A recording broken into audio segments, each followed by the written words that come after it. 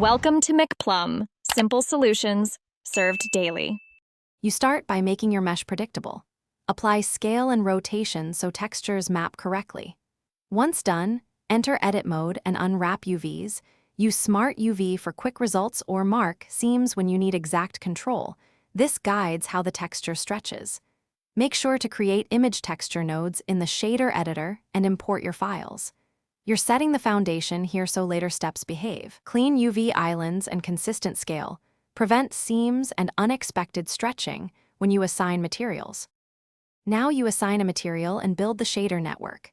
You'll plug your base color into the principled BSDF, then add roughness and normal maps using separate image texture nodes. Link normal maps through a normal map node. Make sure color maps use sRGB and data maps use non-color to preserve values. Once connected, adjust mapping with UV map or mapping nodes to shift, scale, or rotate textures. This is where you control look and physical response.